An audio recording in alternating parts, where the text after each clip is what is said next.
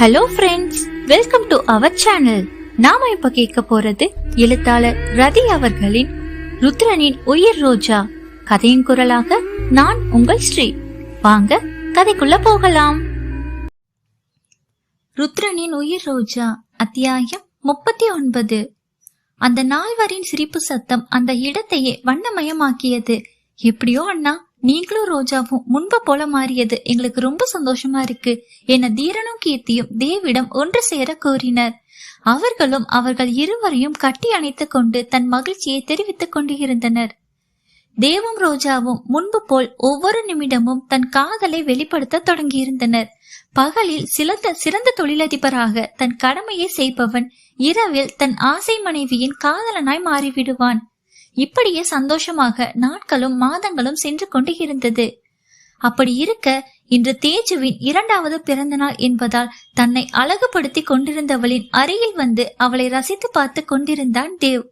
அம்மோ, நாட்கள் ஆக உன் அழகு கூடிட்டே போதே தவிர இம்மி அளவு கூட குறையிலையே, அதன் ரகசியம் என்ன என்று கேட்டுக்கொண்டே அவளை அணைத்து கொண்டு அவள் கழுத்தில் முகம் புதைக்க அவள் வைத்திருந்த மல்லிகையின் வாசம் அவளை இந்த நொடியே முழுவதுமாக எடுத்துக்கொள்ள வேண்டும் என்ற நினைப்பை தடுத்து நிறுத்தினாள் ரோஜா. ருத்ரா, பாருங்க, இப்பவே நேரம் ஆயிடுச்சு, தேஜு நம்மளத்தான் முதல்ல தேடுவா என அவன் மனம் நோகாமல் கூறியவளை அவளிடமிருந்து பிரிந்து உற்று நோக்கியவன் அவள் நெற்றியில் குங்குமம் இல்லாததை கண்டு அருகில் இருந்த குங்குமச்சிமிலி கையில் எடுத்து நெற்றியிலும் உச்சி வகுட்டிலும் வைத்து அவள் கன்னத்தில் முத்தம் ஒன்றை கொடுத்து விலகினான். ருத்ரா, இது கோபம் இல்லையே என தன் கணவனை அவன் பின்புறம் நின்று அணைத்து கொண்டவள், இரவு இதுக்கும் சேர்த்து கணக்கு வச்சுக்கோங்க என அவன் முதுகில் தன் முகத்தை வெக்கத்தால் மூடிக்கொண்டாள். அவளின் இரு கையையும் அவன் நெஞ்சில் எடுத்து வைத்து இறுக்கி பிடித்தவன் ஹஹஹா என சிரித்து கொண்டே அந்த அணைப்பையும் ரோஜா கூறிய வார்த்தையையும் ரசித்து கொண்டு இருந்தான். அங்கே தீரனும் கீர்த்தியும் இன்னும் ரோஜா வரவில்லையே என எதிர்பார்த்து கொண்டிருக்க அவர்களின் எதிர்பார்ப்பை பொய்யாக்காமல் அங்கே வந்து சேர்ந்தார்கள் அவர்கள். ரோஜாவை பார்த்ததும் வழக்கம் போல் அவளை கட்டி தழுவிக்கொண்டாள் தேஜு. அம்மோ, அது எப்படி? நானும் தான் உன் கூட தேஜு பிறந்ததுல இருந்து அவளை பார்க்க வரேன். ஒரு நாள் கூட முதல்ல என்ன அவ கட்டி கொண்டதே இல்ல. உன்னை தான் எப்பவும் வந்து கட்டி பிடிச்சுக்கிறா. இதன் ரகசியம் என்ன என்ற தேவ் சத்தமாக கேட்டுவிட, அது எல்லாம் வெளியில சொல்ல மாட்டேன், கம்பெனி ரகசியம் என ரோஜா தன் கணவனை பார்த்து கண்ணடித்து கூட அவள் செய்கையில் காதல் கொண்ட மனம் அவளை அணைக்க துடித்தது. சற்று நேரத்தில் தேஜுவின் கையை பிடித்து கீர்த்தி கேக் வெட்ட தொடங்கி இருந்தாள். ரோஜா தேஜுவுக்கு பரிசாக அவளுக்கு மிகவும் பிடித்த பொம்மை ஒன்றை அவள் கையில் திணிக்க அதில் மிகவும் குஷியாகி போனாள் தேஜு. ரோஜாவின் கழுத்தை கட்டி பிடித்துக் கொண்டு அந்த மழலை மொழியில் தேங்க்ஸ் ரோஜாமா என கூறிக்கொண்டிருந்தாள். இன்னும் ஒரு கிஃப்ட் இருக்கு என ரோஜா கூறிக்கொண்டே தன் கைப்பையில் இருந்து ஒரு அழகிய வேலைப்பாடுகளுடன் கூடிய சின்ன வைர நெக்லஸ் செட்டை கையில் எடுத்து அவள் கழுத்தில் அணிவித்துக் கொண்டே இருந்தாள். ஆனால் அந்த குழந்தைக்கு அவள் வாங்கி கொடுத்த பல லட்சம் ரூபாய் நகையை விட அவள் வாங்கி கொடுத்த பொம்மை தான் விலை மதிப்பில்லாததாக தெரிந்தது. கீர்த்தியும் தீரனும் ரோஜா எதுக்காக என ஒன்றாக கேட்க அவர்கள் எதை பற்றி கேட்க வருகிறார்கள் என்பதை புரிந்து கொண்டவள், அண்ணா, முதல்ல என்ன அம்மானு கூப்பிட்டதே அழைத்த தேஜுவும் எனக்கு ஒரு மகள் தான், அதனால எதுவும் கேட்க வேண்டாம் என சொன்னதும் அவர்களும் அவளை கஷ்டப்படுத்த வேண்டாம் என எண்ணி அதற்கு மேல் பேசவில்லை.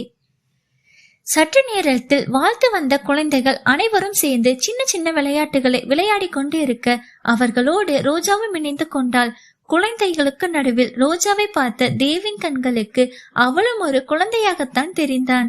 சற்று நேரத்தில் பிறந்த நாள் கொண்டாட்டத்திற்கு வந்த அனைவரும் சென்றுவிட இப்போது அந்த 4 பேரும் உணவறிந்து கொண்டு சிரித்து பேசி மகிழ்ந்தனர். அப்போதுதான் ரோஜாவின் கையில் இருந்த உணவு தட்டு கீழே விழுந்த தட்டை தீரனும் கீர்த்தியும் புரியாமல் பார்த்து கொண்டிருக்க தேவோ அந்நிமிடம் தன் மனைவியை உற்று நோக்கினான்.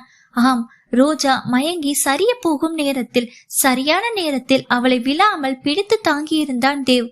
எந்த உணர்ச்சியும் இல்லாமல் படுத்திருந்தவளை ருத்ரன் எழுப்ப மட்டுமல்லாமல் கத்தி கொண்டே இருந்தான். அம்மோ, என்னாச்சு?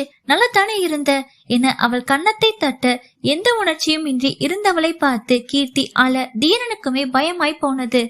அவளை கைகளில் தூக்கிய தேவ் சற்றும் தாமதிக்காமல் மருத்துவரை நோக்கி சென்று கொண்டே இருந்தான். அவர்கள் பின்னாலேயே தீரனும் கீர்த்தியும் விரைந்து சென்றனர். மருத்துவமனை சென்றவுடன் மருத்துவர்கள் அவளை பரிசோதிக்க வேண்டும் என சொல்லி அனைவரையும் வெளியில் இருக்க சொன்னார்கள். வெளியில் வந்தவனால் ஒரு நிமிடம் கூட நிம்மதியாக இருக்க முடியவில்லை. அவன் தோளை தொட்டு கீர்த்தியும் தீரனும் ஆறுதல் கூறிக்கொண்டே இருந்தனர். அண்ணா, ஒன்னும் இருக்காது, அவளுக்கு பயப்படாதீங்க, அவ அடிக்கடி நீங்க நல்லா இருக்கணும்னு விரதம் இருப்பா, அதனாலதான் இப்படி ஆகி இருக்கும் என அவர்கள் எவ்வளவு எடுத்து கூறினாலும் மருத்துவர்கள் வந்து அவள் நலமாக இருப்பதாக சொன்னால் மட்டுமே அவன் சகஜ நிலைக்கு திரும்புவான் என அவர்களுக்கு தெரியவில்லை. அந்த அளவுக்கு எதையோ வெறித்து பார்த்தபடி நின்று இருந்தான் தேவ். தீரன் அசோக்கிற்கும் போன் செய்து விஷயத்தை கூற அவனும் அந்நேரம் வந்திருந்தான். தேவின் அருகில் வந்த அசோக், தேவ், ரோஜாவுக்கு ஒன்னும் ஆகாதடா, நான் என்னென்ன டாக்டர்ஸ் கிட்ட கேட்டுட்டு வந்து சொல்றேன் என கூறிவிட்டு ரோஜாவை பரிசோதிக்கும் அறைக்குள் சென்றிருந்தான் அசோக். இப்படியே சில நிமிடங்கள் கடந்து இருக்க அறையில் இருந்து வந்த அசோக்கின் முகத்தில் சந்தோஷமும் குழப்பமும் ஒன்று சேர இருந்ததை பார்த்து தேவ் அவன் அருகில் ஓடி சென்று அசோக்கின் கைகளை பிடித்து கொண்டு, அசோக், ரோஜாக்கு ஒன்னும் உள்ளதானே, சாதாரண மயக்கம்தானே என பதறிக்கொண்டே கேட்க, தேவ், என்னால இன்னும் நம்ப முடியல, மெடிக்கல் மிராக்கிள். நானும் மற்றும் இந்த உலகில தலை சிறந்த மருத்துவர்கள் எல்லாரும் பரிசோதிச்சுட்டு நடக்கவே நடக்காதுன்னு ஒரு விஷயம் இன்னைக்கு நடந்திருக்கு என அசோக் கூறுவது எதுவும் புரியாமல் அசோக்கை தேவ் பார்க்க, தேவ், நீ அப்பாவாகிட்டடா. எஸ், ரோஜாவோட வயித்துல உயிர் உருவாகி இருக்கு. என் மனைவியோட வயிற்றுல மட்டும்தான் என் உயிர் அசையணும்னு அடிக்கடி சொல்வியே, அது இன்னைக்கு உண்மையாகிடுச்சு தேவ். உன் குழந்தை 2 மாச கருவா உன் மனைவியோட வயிற்றுல வளர்ந்து ஆரம்பிச்சிருக்கு. உனக்கு வாரிசு வந்தாச்சு என அசோக் தன்னை மறந்து கத்தி சொல்ல அந்த நிமிடம் அசோக்கின் கையை பிடித்திருந்த தேவின் கைகள் தளர்ந்தது. இதை கேட்டுக்கொண்டிருந்த தீரனும் கீர்த்தியும் சந்தோஷத்தில் துள்ளி குதிக்க தேவ் எந்த உணர்ச்சியும் இன்றி ரோஜாவை பார்க்க அவள் இருக்கும் அறை நோக்கி சென்று கொண்டு இருந்தான். தொடரும். நம்ம ருத்ரதேவன் அப்பா ஆகியாச்சு. இந்த சந்தோஷத்தை செலிப்ரேட் பண்ண ஒரு பார்ட்டி இருக்கு. வேற எங்க? நம்ம கமெண்ட் செக்ஷன்ல தான். எல்லாரும் வந்து ஒரு ஆட்டத்தை போடுங்க. என்ன நண்பர்களே, கதை பிடிச்சிருக்கா?